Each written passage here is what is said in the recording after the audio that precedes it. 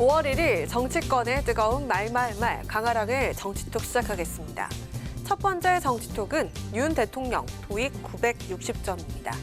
윤 대통령이 순방 일정 중에 미국 의회에서 했던 영어 연설이 화제입니다. 대통령의 연설 내용이 호소력이 있었고 또 애드립까지 치면서 44분 동안 연설을 했는데 총 60여 차례의 박수가 터져 나왔고 함성이 터져 나왔어요. 터플로 치면 한 960 되지 않을까 이렇게 생각하는데요. 아, 그래요? 영어 연설에서 제일 중요한 거는 넘나지. 그렇죠. 그다음에 어느 점에 가서 강조하고 퍼즐을 할 거냐 이런 건데 그 기술적인 측면을 완전히 소화하시고 하더라고요. 그렇군요. 윤 대통령은 미국 상하원 합동의회 연설에서 약 44분 동안 영어로 연설을 했죠. 당시 연설을 들은 미국 의원들은 역사적인 연설이라면서 찬사를 보내는 한편 23번의 기립박수를 보내기도 했습니다. Together with the U.S., Korea will play the role as a compass for freedom. It will safeguard and broaden the freedom of citizens of the world.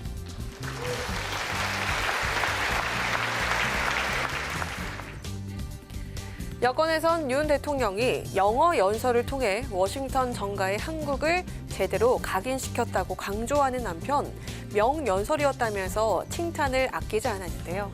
반면 야권에서는 영어 연설보다는 높아진 우리나라의 국격에 맞게 우리나라 말로 연설을 했으면 어땠을까 하는 의견도 나왔습니다.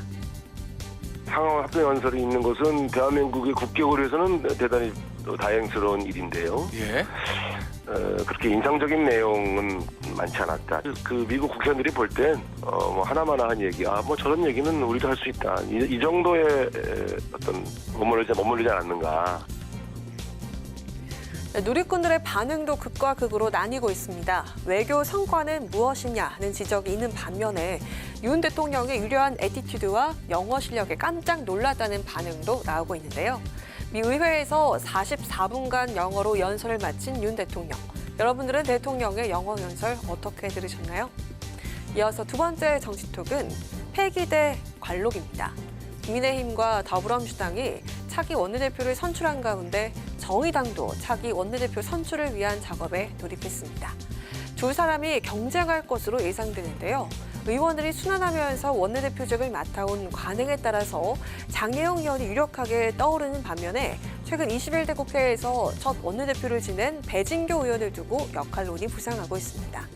두 사람에게 정의당이란 어떤 의미일까요? 정의당을 고쳤을 수 있는가? 라는 질문을 지금의 정의당이 되게 아프게 마주해야 된다라고 생각을 해요. 우리를 계속 고쳐 쓰는 것은 저는 이제 아니라고 생각해요. 새로운 정치적인 질서를 만들기 위해서 새로운 판을 깔아야 된다고 생각해요.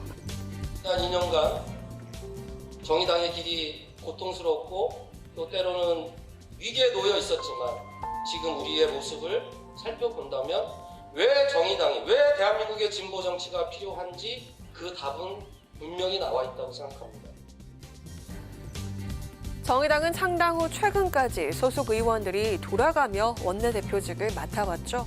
이번 국회에서 6명의 현역 의원 중 원내대표직을 맡지 않은 의원은 장혜영, 유호정 의원 2명입니다. 이 의원은 장 의원의 원내대표 선출을 지지하기로 결정한 상태인데요.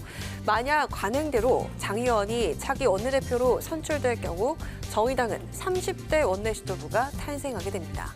하지만 정의당의 지지율이 5% 정도로 답보 상태인 상황을 고려한다면 내년 총선을 앞둔 지금은 연륜이 있는 리더십이 필요하다는 주장도 나오고 있는데요.